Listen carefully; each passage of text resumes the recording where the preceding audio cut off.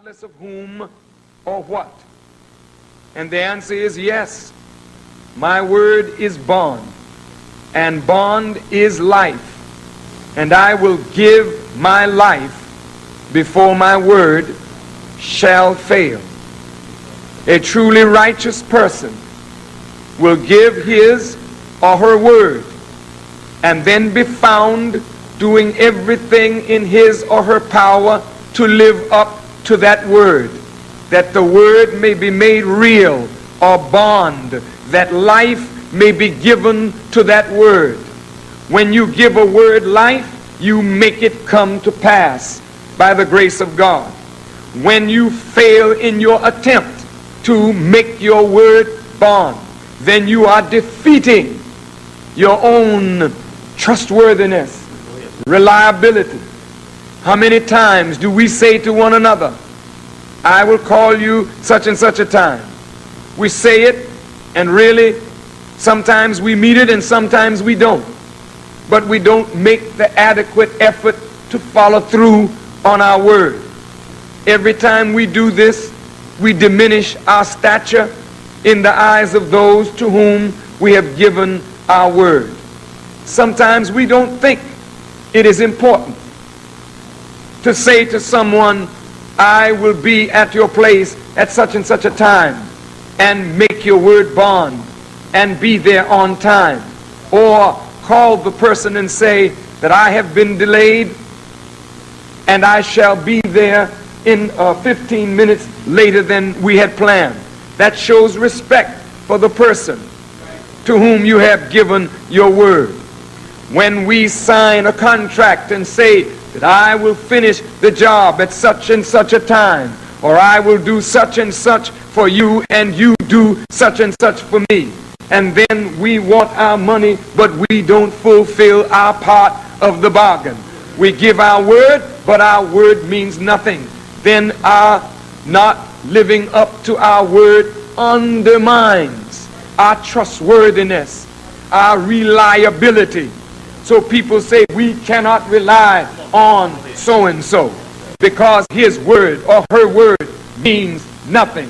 We cannot rely on this one or that one because they are not dependable. You see, the earth is dependable. You came up out of the earth and you depend on the earth. And the earth has not let us down because her affair is regulated by her creator. She rolls around, spinning in the light of the sun, revolving and rotating on her axis and revolving around the sun, giving us our day, our night, our month, our year.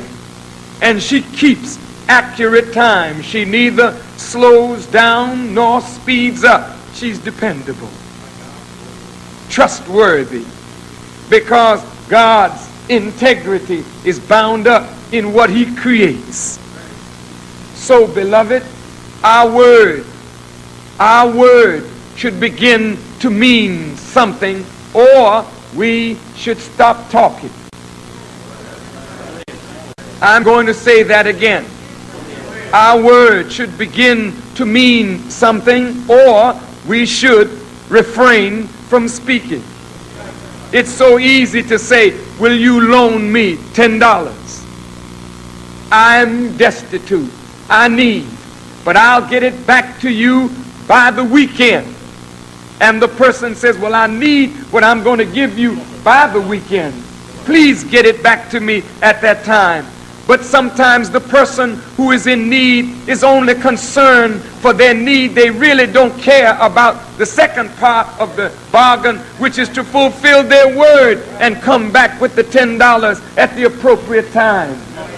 So they borrow the money, and the other person goes short that you might have what you need.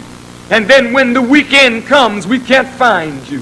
When the weekend comes, not even a call. And then you find the person running from you because their word means nothing.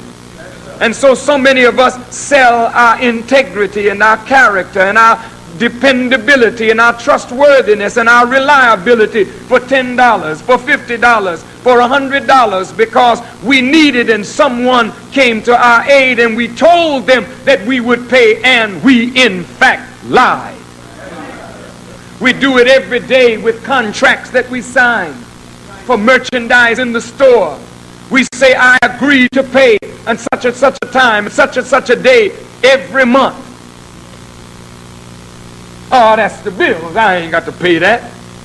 We are renting from someone or rooming with someone, and they need the money at a certain time in order to make their own mortgage payments. We are agreed. They're depending on us, and we are depending on them.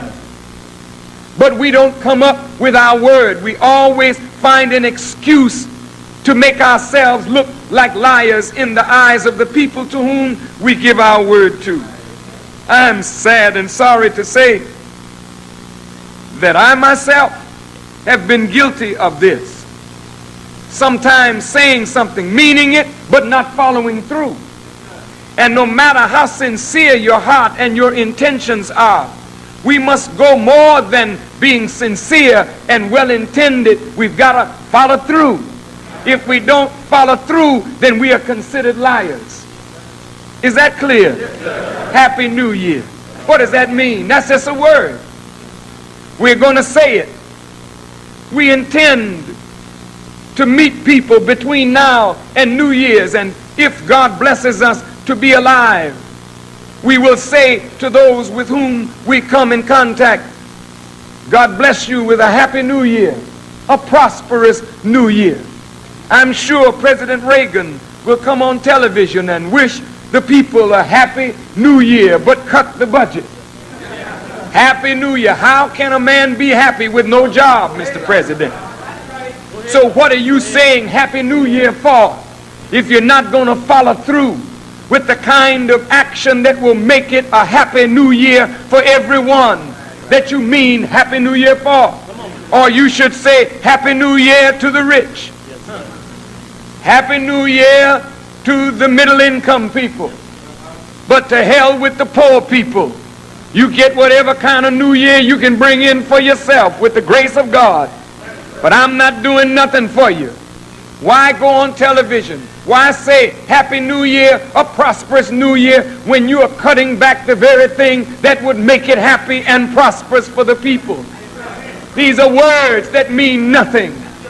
And the Honorable Elijah Muhammad said that we should give our life if our word fails. That's how important a word is. That's how important integrity is and character is. Every time we lie, we undermine our character. Every time we tell the truth, we build our character. Happy New Year. Happy New Year. Happy New Year. What is going to make it a Happy New Year? Why do you say that which you don't intend to do?